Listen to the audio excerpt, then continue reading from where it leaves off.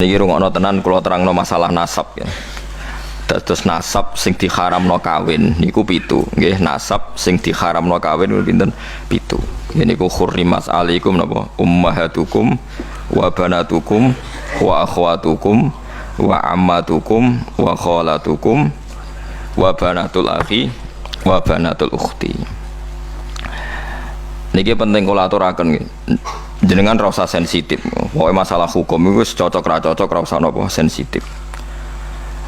Agama itu mengharamkan atau melarang adopsi ngangkat anak. Kalau terpaksa ada orang ngangkat anak itu harus dicatat nasabnya dan dimaklumatkan di keluarga anak yang diadopsi maupun keluarga yang mengadopsi. Karena nanti ditakutkan terjadi ikhtilatil ansab. Nggih kula balen terjadi ikhtilatil ansab, percampuran apa nasab.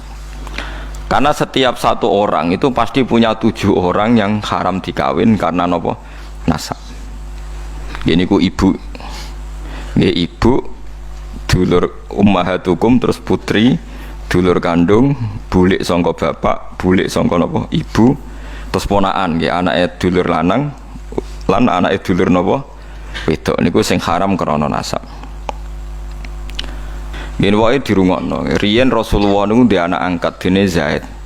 Sampai wong darani Zaid bin Muhammad, mboten Zaid bin Harisah tapi Zaid bin Muhammad. Terus ambek Allah piyambak dibatalno. Wong kudu nyebut Zaid bin Harisah. Dipaksa. Nggih, wong kudu nyebut Zaid bin Harisah. Ora oleh muni Zaid bin Muhammad. Sampai turun ayat lewat Allah langsung ud'uhum li abaihim huwa aqsatu indallah. Wong kudu disebut nganggo jenenge bapake. Iku nak kepengin adil cara Allah. Mergo tiyang adopsi niku mesti nglahirno sombong. Kula pun bolak-balik wingi kula ngaji teng Bojonegoro teng Islamic Center nggih bilang. Adopsi itu melahirkan kesombongan. Lho nggih to nggih, misale anake Ruhin tak pek anak angkat aku. Kan keren ben Gus Bak dibanding ben Ruhin. Lama-lama anaknya itu kalau ditanya seneng, jenengan sinten? Kula putrine Gus Bak.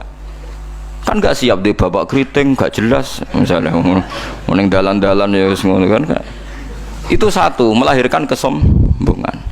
2, terjadi ikhtilatil ansab. Misalnya anak Ruhin melok kula terus kuliah, jebule pacaran mbek dulure dhewe. Terus kok rabi entuk dulure dhewe, entuk ponakane dhewe. Itu bahaya sekali, sangat-sangat bahaya. Kalau mau cerita tentang budi-budi, ketika saya memberi makalah tentang adopsi ini, wonten kiai sikoh bisa dipercaya cerita. Itu ono wong di anak angkat yang Jakarta, yang nganterkan tuh Pak D-nya.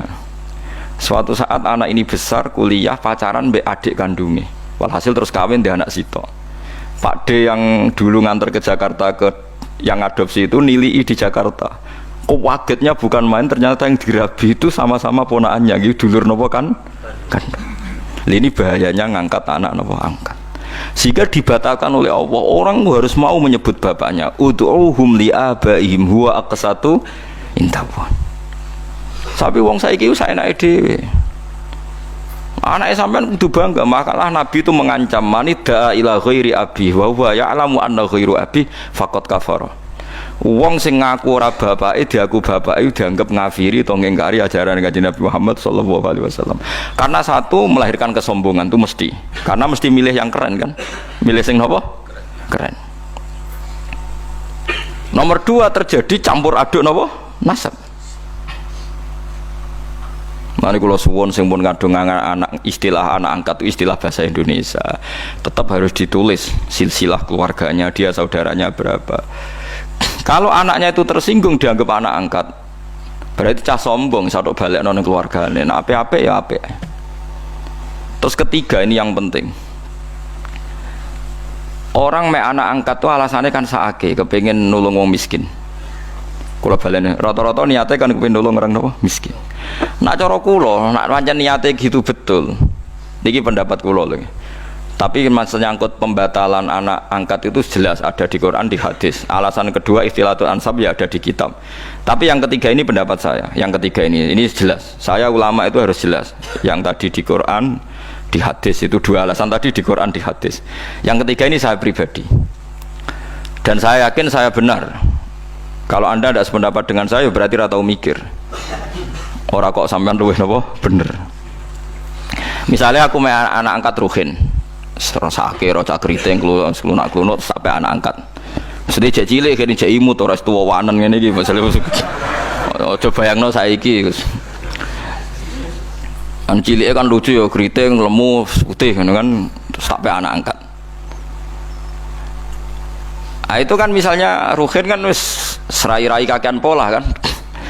Terus minta sepeda motor Tiger atau Nexon atau Ninja gitu. Kan berarti saya kalau nuruti anak angkat karena dia sudah kayak anak saya kan mungkin tak turuti. Tuku sepeda motor 30 juta. Dia umur 16 tahun tak tukokno sepeda motor karena dia kayak anak angkat 20 juta. 20 juta itu kalau saya niat baik, yang penting tak kekno wong fakir miskin atau tak kekno santri. Itu dapat berapa santri? 20 juta misalnya tak kekno wong soleh atau santri atau masyarakat. Kalau 20 orang saja dapat 1 jutaan, maturune tak ngamek ndongakno kabeh. Kiri 20 ndongakno kabeh. Tapi gara-gara mek anak angkat, uang 20 itu tersentral, terpokok ning satu orang. Yaiku ning Ruhin, iku wae dienggo sepeda motor sing ra jelas manfaatnya. Paham sing kula maksud? Artinya dari segi sosial kan menjadi manfaat ini terbatas kan? Nggih, betul. Nah aku ramai anak angkat Ruhin kebagian 1 juta, mungkin Mustafa kiri pisan kebagian 1 juta, kan beberapa orang karena saya ada harus terfokus mikir cakriting. Paham ya? Jadi artinya gini, jangan kira Nabi itu melarang anak angkat itu terus tidak sayang, ya sayang, tapi jangan menggantikan nasab, jangan menggantikan nasab. Malah disebut Quran ud'uuhum li abaihim wa aqsatu indallahi fa illam ta'lamu abaahum fa ikhwanukum fid dini wa mawalikum. Ini diatur. Terus sekarang orang bangga ngambil anak angkat macam-macam. Nah, kita sebagai ulama harus ngomong ini duduk perkaranya karena orang itu punya nasab. Ya, nanti terjadi ikhtilatil apa? Ansab.